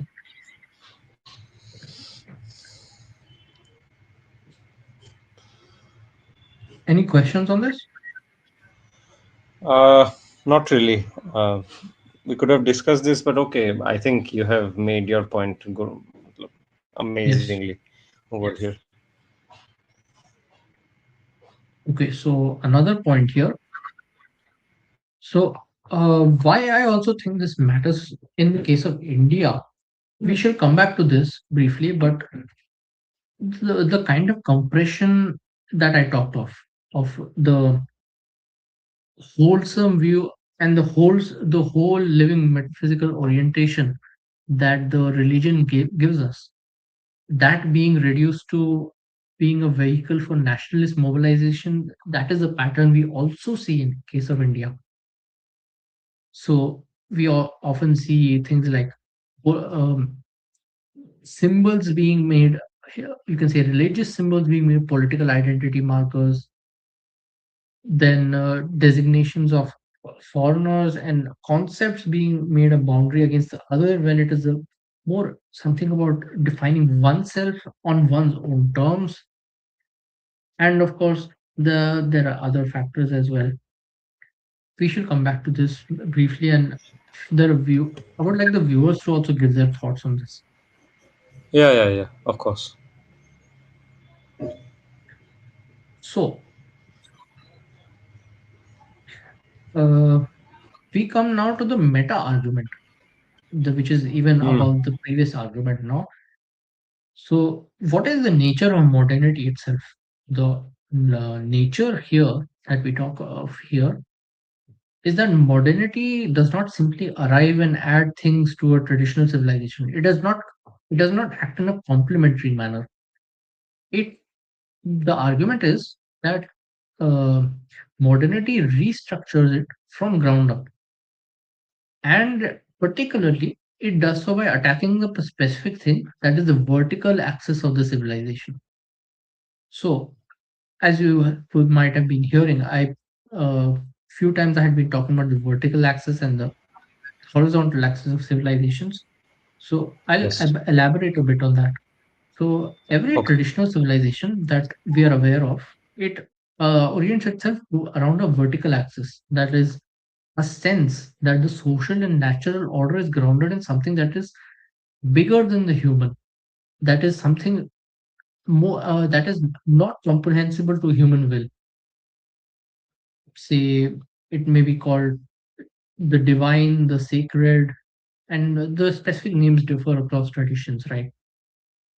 But the strict structure is roughly the same, that there is something above us, something before us, something that we do not invent in, but we can participate in by uh, participating in traditions. The role of tradition also is to transmit this orientation towards this uh, divine that is bigger than us cross generations. So that is the meaning of tradition in its fundamental sense. So modernity, though, it completely substitutes the horizontal,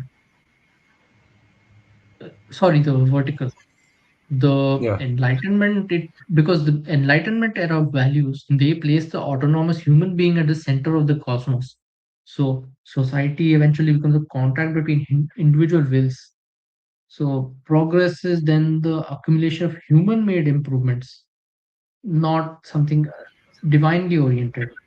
Everything that was once grounded in something transcendent is now grounded in something purely based on human desire. So this kind of a metaphysical shift is perhaps one of the most profound kind.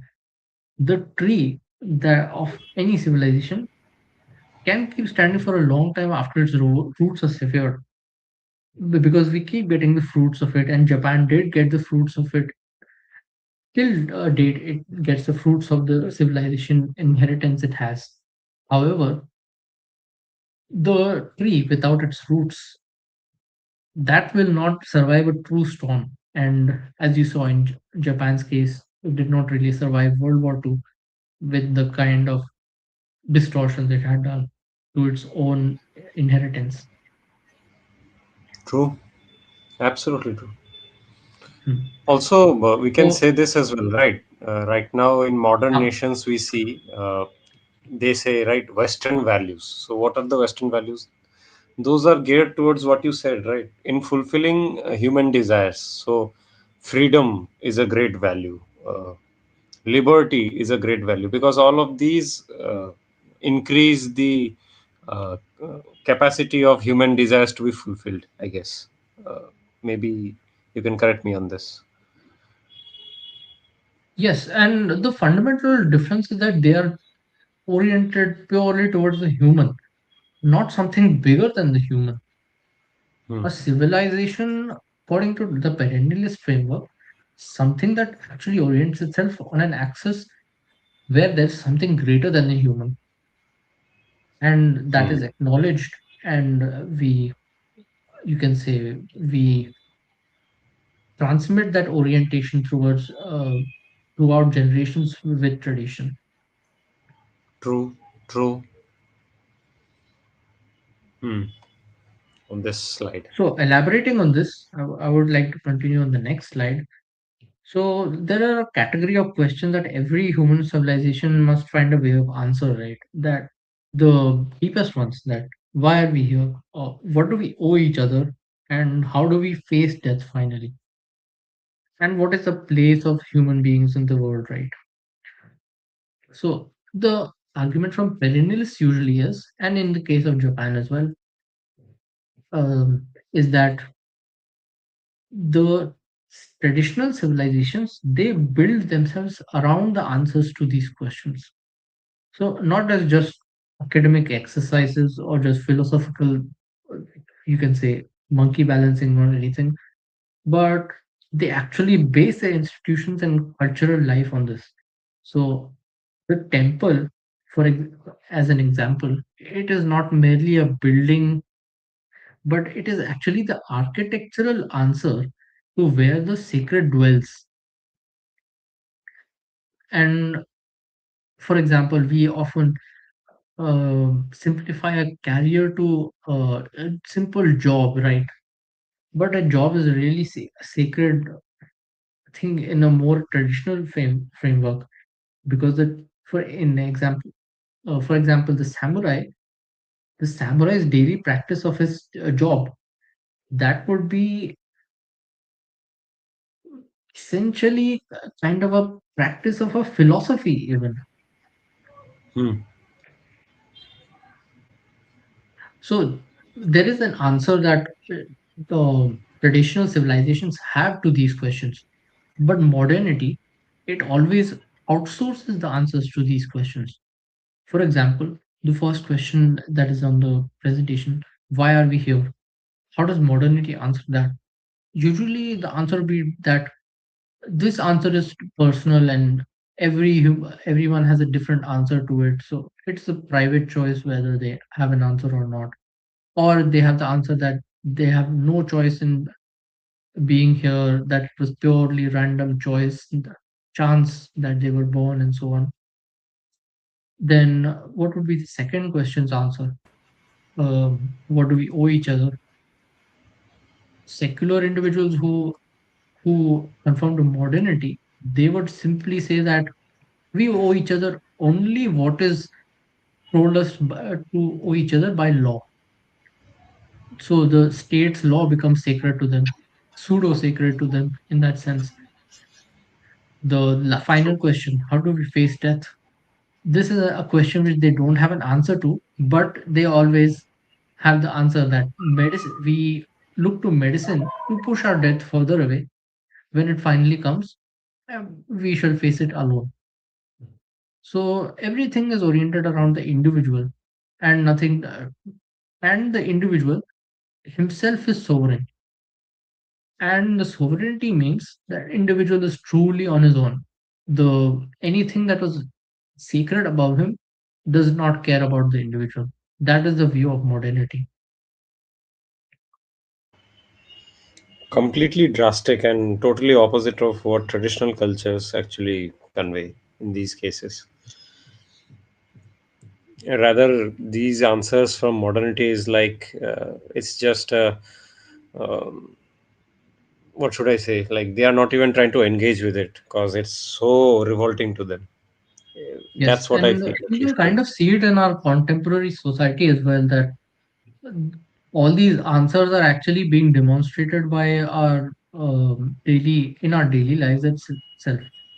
That we Hmm. can have extraordinary achievements or extraordinary refinement in various tasks, but we don't have an orientation to connect those achievements to why they matter in the larger scheme of things, right? Yeah. It is it is purely just for human desire. Hmm. Completely, and that's when we see the downward progression towards degeneracy. That even though society is technologically superior, but the human beings themselves are going just crazy, I guess. Yes. So moving on to the next slide, which is the final slide. I want to close this not with a verdict or any particular judgment, but rather with a question for the audience, so that because the honest position is to hold the question open rather than to reach too quickly for an answer here. So, if what we described today is actually accurate, that if what modernity does to traditional civilizations is actually a pattern, as in seen in the Meiji Restoration, then what follows? Are we arguing for a simple return to tradition? Are we arguing that Meiji Restoration they should bring back samurai or institute or whatever institutions they had exactly the way they wanted? No, that cannot really happen, because genuine traditions, once the living transmission lines have been severed, they simply don't reassemble themselves. The temple can be rebuilt, but the lineage of you can say the priests who actually carry knowledge of various intricacies about how to manage the temple, they cannot be reconstructed by any in any fashion whatsoever. And of course, we are not idealizing the traditional societies as having no problems at all, that the being in a technological backwater is the solution to everything. No, that is not our argument at all. There were even injustices happening in traditional society, and those deserve honest acknowledgement as well. But what we are arguing for is something more specific, right? That the framework that we evaluate what counts as progress, that deserves examination, because what we are calling modernization all this while, it is not a neutral technical process but actually a comprehensive substitution for a sacred one that carries enormous costs, which we till now have left unseen, and which the standard narrative does not account for. And that those of us who live in a civilization that still has living roots to some extent, in India specifically, even though it is pressured in many ways and threatened in all possible ways we can imagine, there is still the question worth asking seriously and with clear eyes, that what are we trading away when we are bringing modernity here? And once we are trading it away, can we assure ourselves that we can get it back? So yeah, that I would like to close with that, because Yeah. just for the audience to have a to see Japan's story as a warning and a mirror to what the future can look like even in India. A True. final True. quote I would like to give from an individual, Ludwig Wittgenstein: tradition is not something a man can learn, not a thread he picks up when he feels like it, any more than a man can choose his own ancestors. Someone lacking a tradition who would like to have one is like a man unhappily in love. Yes, so that was our presentation. Brilliant. Brilliant exposition. What a brilliant exposition. I would request the audience to please consider this, today, especially today's presentation, seriously, because this also affects our own individual lives as well. One of the points, this will be my last submission, at least for this segment. So, Nainer talked about how uh, what we are not encouraging people, especially to get this message that we should be in backwaters as far as technology is concerned. No, that is not our message indeed. What we are saying is this: when we talk about technology, as Nainer has explained to us before as well, technology has its own biases, and those are from very specific ideologies. And as we have seen in today's presentation, those are from a framework which is in horizontal axis, which will only and only gear towards human desires. What we have to do is now shift that gear. At least that's my take. At least we have to shift this gear towards vertical axis and orient our technological reforms from that axis.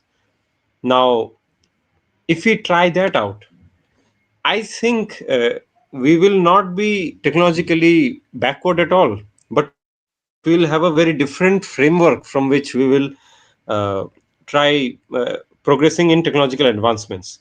And that will be a very good way to put our society, I think, at least, because the way that we are doing it right now, it's putting us in jeopardy, and it's really taking us down. And if we as humans go down, then what's the need of technology at all? Like, what are we doing by using that technology if the basis for it is totally getting us towards decadency, at least? Yeah. Niner, any points if you had? Yes, I completely agree with your view. And if there are any audience questions, we can take them at this point. And if anyone wanted to join the conversation as well, we are going to paste the link. If at least what I'm seeing, Niner, there aren't any right now. Maybe they are busy watching, you know. I IPL, think we will not, yeah, we will not insult our audience, but yeah, uh, sure, sure. things go. Yeah. So I think because this is such a great topic, we will make a session on this in our next segment, I guess, in coming weeks, where we will have reactions from audiences, and we'll get to know what their views are on today's session. Because right now we are not seeing many people. Yes. And perhaps we can discuss a little bit more on this pattern we have seen in the context of Indian tradition, or you can say Indian modernity. So, Rajya Krantikari and Rishi, what are your thoughts on this? That how exactly do you see in our context we are facing the problems? Yeah, so in our context, we are seeing that traditional Hindu concepts very nominally are being selected, especially those which are easier to construct. Especially those which are easier for the purpose of constructing the new political paradigm, or the new political identity marker. So over here in this slide, as you are showing, uh, the upcoming political marker that is getting inspired from Hindu lands being sacred. This doctrine that we have, that this country, uh, mm, I should say, this whole earth is sacred, and in that the earth, and in that this piece of land, this Bharatavarsha, is especially sacred because there are sacred sites over here. This whole country has been traversed by our rishis, devatas come over here, so on and so forth.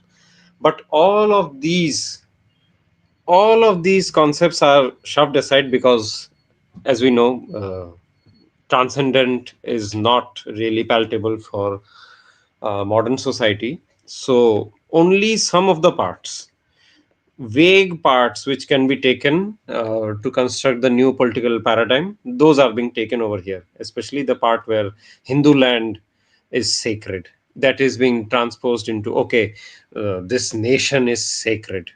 But when we go deep inside, then we'll see that, oh no, they are talking about India as the nation state. That's the message that they're putting it out. Next is the pointer that you have made, that you have hinted towards, designation of a foreigner. So, from historical times, the religious tradition has this conception of who's a foreigner.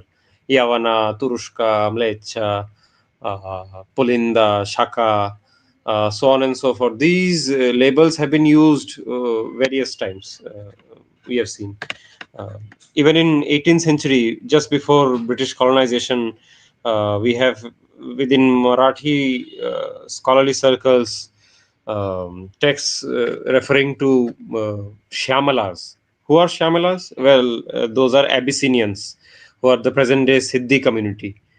uh, Shamalas, they are foreigners. So then Valandas, the Dutch, uh, the there are words for Portuguese as well, Firangi, Angraj, so on and so forth. So this was done from a very religious perspective. Actually, there was a uh, traditional justification for such nomenclature, but this has not been used for modern context to say, okay, we are Indians, then there is Pakistani, there is Ukrainian, there is Chinese, there is Tibetan, so on and so forth. So that's the transformation that is happening right now. Next is the point that over here, which is being referred to, temple reclamation movements. So these movements have been going on from the times of invasion itself. So traditional society will rise up and launch movements to reclaim the sacred spaces. Again and again, they will fight. They will keep on fighting if they fail at some point of time, because this is a long war. It's a long drawn game, and the one who has patience gets to win the situation. So from that perspective, it was launched at that time. But now that has totally transformed into a scenario where temple reclamation movements are they are transformed into a scheme for national mobilization. So we as a set of people, regardless of religion, even that's also said, because the temple is a it's not now anymore a symbol of a religion or a very specific sect. No, it's a symbol for national rejuvenation. So all people, regardless of whatever religion they may believe, even if those religions reject the very purpose of that temple, still, because this is a national project, therefore they should also be joined in as well in this endeavor. So this is also what we see. And at last, festival celebrations, utsavas and all, these were done for honoring the deity itself. Like we are celebrating an event of that, what should I say, some specific lila in that deity's life, uh, which happens at a certain point of time, that is celebrated by the devotees. So Diwali, Holi, Janmashtami, so on and so forth. These are not just times for social collaboration alone. No, these are times for actually celebrating that divinity itself. But that is lost over here. Now we see it's being transformed into just outer forms where light shows happen, functions happen, movies are released. um, the divinity side has receded totally. Some sort of propagandas are mentioned at that period to create controversies and so on and so forth. So these are the things, at least that's what I'm realizing. Um, all of you over here can comment on it much more. Yeah. Uh, some very thoughtful points were brought up right now by Rishi.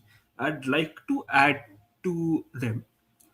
So basically, what we understand is that with time, since the environment around us has changed, and the dynamics themselves, the different waves of thought have entered, our religion has accommodated them to a certain extent. For example, when the need to serve the society was fully understood and internalized, we opened this, like, ashrams exist for that. We have ashrams to serve the society while keeping the temple, retaining the temples as sacred spaces. So the utsavas are opportunities for the deity to, I mean, for celebrating the leelas of the deity in public, allowing the masses to participate in that leela, while ashramas are areas where people from different sampradayas can interact. However, now we see that even, like, earlier we had the concept of different sampradayas where different sampradayas would sit and argue on certain points of common interest, and maybe differ with one another, and where, so, like, pundits would have their mimamsa sessions where they would try to find common ground. Those were not held within temple premises, because the temple is the house of the deity. The house of the deity must not be breached for mundane causes. The temple is a space where devotees come and gather, offer their respects to the deity, and leave. That is all. So it's like the devotee's primary residence. For other activities, we have the ashram. Now we see that now the world is getting involved, because now we have tourists wanting to participate in this experience. Just for accommodating them, we shouldn't open the doors of the temple towards them, because that would be inappropriate and it would violate the protocol. Which is why we now see cultural centers coming up. Like, we know Akshardham, a new age temple, a new age cultural center has opened, which accommodates people from all walks of life. So I believe that the way to go forward would be, besides having temples and ashrams, we allow cultural centers to accommodate these interests. Cultural centers will have, the kind of things that modern people want: photo booths, ice cream booths, maybe information pamphlets, and whatever the kind of experience tourists actually want, rather than accommodating their fancy interests in the temple premises. I mean, modern problems require modern solutions. So if a certain target audience wants light and sound shows, they want that kind of engagement, the temple should not change its protocols to accommodate those. Rather, since we already have this provision for opening new institutions, we might as well accommodate those people in cultural centers. I believe that would be Yes, an intelligent way going forward. that can be a good pragmatic solution towards bringing back modernity in line with tradition, I guess.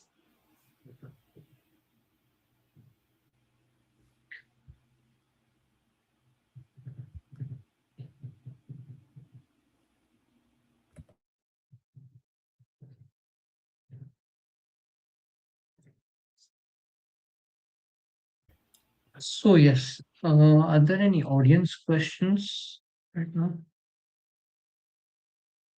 I don't see any audience questions as of now.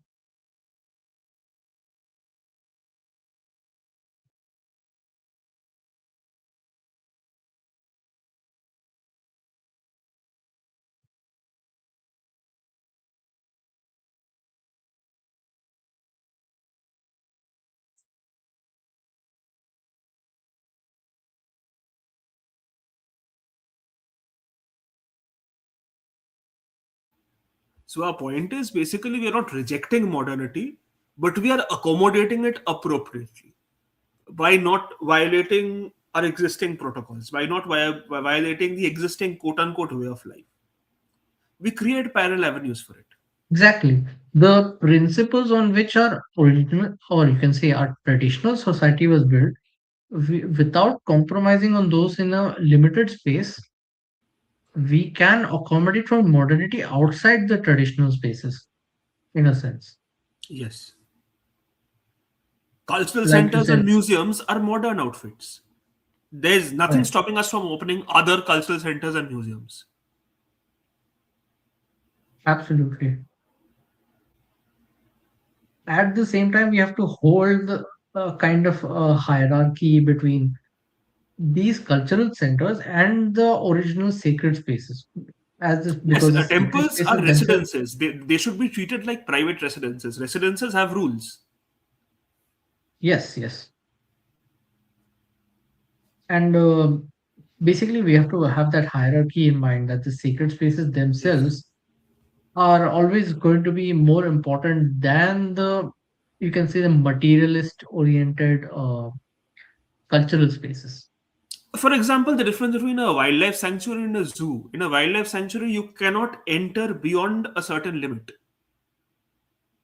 because then you're breaching into their natural habitat. But in a zoo, there's no such rule. Like in a zoo is open to all, and a zoo is basically for entertaining tourists. So there's that too. Yes. Oh, yes, yes. Like, yeah, that's the natural habitat in case of the wildlife sanctuary, Yes, and exactly. in case of the zoo, it's for the materialist persuasion of the human. Yes, the zoo basically wants to make money, and that money goes to the government. A wildlife sanctuary, like tourists, many tourists even need special permission to enter wildlife sanctuaries. There are certain wildlife sanctuaries which don't even allow tourists to enter Yep, beyond yep. the outer Usually it's perimeter. national parks which allow, not Yes, the wildlife exactly, sanctuaries. exactly. Because there, the priority is uh, allowing the animals and plants to flourish in their natural environment, undisturbed. Yeah, absolutely. So yes, that was our whole uh, presentation about nationalism, So about there too, there is this modernity. concept of, I mean, there too, we are holding certain values sacred. So understand that the temples, the moment we call them sacred space, we attach that importance to them. That means there are certain protocols and guidelines that regulate who can enter the temple and for what. Yes, So because random sacred is seekers, always defined as exactly, something above what the human himself can exactly. define, right? It's not for sightseeing. A temple is not for sightseeing. It's not a sight to be, you know, to entertain the eyes. Mm, Similar arguments. Huh. so this point I had. So, do you think that because of that horizontal axis thing, we have turned every avenue into a sort of space for fulfilling what the human desires? So, a foreigner now who's not a practitioner will now demand to have uh, a uh, what should I say, participation within the temple ritual. Like they desire it, therefore we must allow it to happen. Like that sort of psychology is happening, right? Yes, and That also they're trying to because subject in it to many cases, individual choice. and in many cases because they, I mean, the money they're willing to pay is so. I mean, the government bodies must be firm in this regard.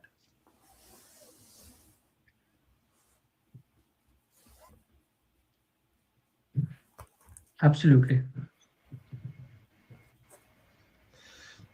Any For final that, the points from government, all of you? I think we can, since there are no comments as well, we can wrap yeah, up from here. I think we must try to understand the vertical axis much better now, because we have started to like we are starting to see the decadency in very advanced, technologically advanced societies, especially Japan. So right now, if we do not take this as a warning, as you said over here, the Japan story is not only Japan's, it's a warning and a mirror. If we do not see our reflection in it, then we'll be doomed later on, because we are getting into that path as well right now, slowly and steadily. Absolutely. The kind of modernization that is coming to us is essentially the same kind of that is facing that Japan is facing or the West is facing right now. Yes. And we have those rows, what should I say, that lens, right? That okay, we need to modernize ourselves faster, we are so poor and so on, and we need to um, now fast track that option. But in that we stop analyzing them, we stop being skeptic, and lo and behold, we see some sort of degeneracy cropping up here and there in India, as we are seeing in urban centers especially. Yeah, others can please comment their last submissions. Mm. Yeah.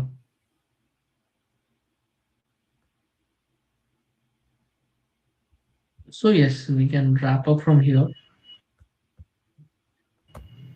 Okay, Uh, Thank you to all the amazing. viewers, and please do leave a comment stating exactly how you found the presentation and your thoughts on how exactly India should face modernity and what are the lessons for you personally from the story that I narrated about the Meiji Restoration. So yeah, thank you to all the viewers. Jai Shri Ram. Jai Shri Ram.